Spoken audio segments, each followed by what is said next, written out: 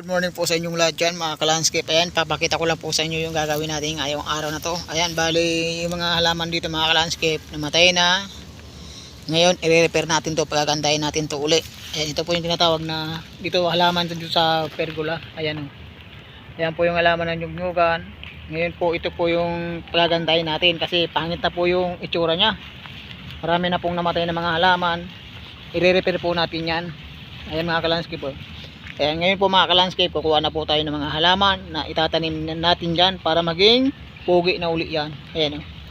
Sige po mga ka-landscape, pagkakakot na po tayo ng halaman. Ito na po mga ka-landscape yung halaman natin na itatanim natin doon. Ayan, bali ito po yung halaman na red acalypa, Nunaika, Kamuning, at saka triangularis. Ayan po yung itatanim natin. Tapos meron po tayong idadagdag dito. Ito po kasi bagong propagate po yan. Yan na po yung itatanim natin. Yan po yung tinatawag na pitonya. Bali na mumulaklak po yan ng kawilay violet. Yan po yung idadagdag natin sa landscape natin sa i-design. Ano lang kasi yan mga ka-landscape, siguro mga 4 days pa lang yan na pinapaugat natin. Ayan, titingnan natin kung may ugat na po siya. Pero pwede na to. Ayan na po siya mga ka-landscape, may mga ugat na po siya. Pwede na po itong idagdag natin sa design natin. Ayan, sige po mga ka-landscape kasi dadalhin na po natin to doon sa ating ginagawa. Ayan o. Akutin na po natin papunta doon sa ila-landscape natin. Ito na po mga ka-landscape yung may wagang karito natin. Yan po yung ginagamit natin sa pag-akot. Ayan, papunta na tayo mga ka-landscape sa ating tataniman.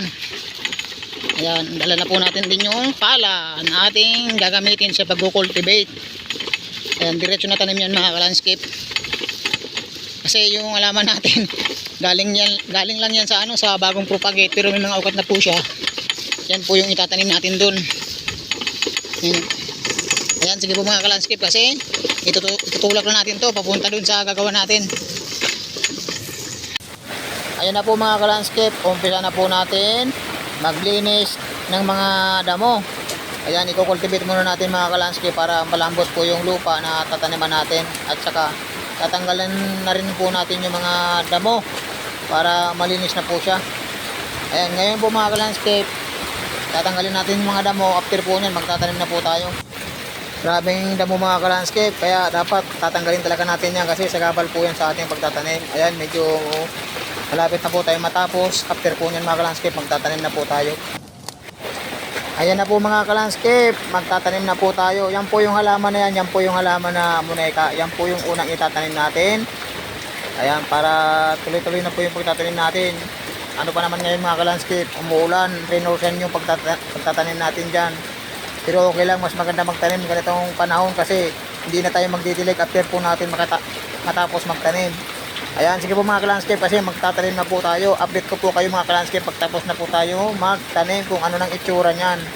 Ayan, papakita ko na po sa inyo mga ka-landscape kung gano'n nakaganda yan yung ginagawa natin, yung tinataniman natin. Ayan, sige po mga ka-landscape kasi magtatanim muna tayo.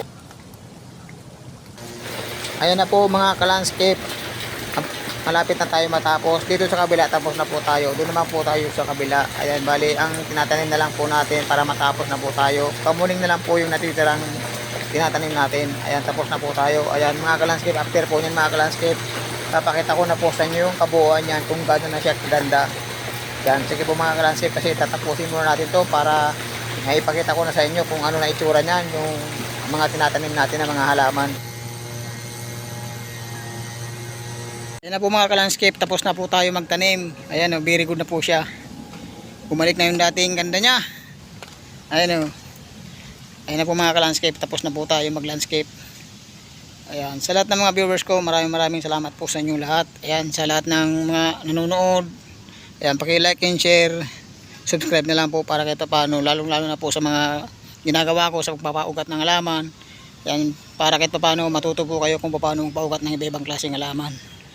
Ayan na po mga ka-landscape, tapos na po tayo sa ating ginagawa ngayong araw na to.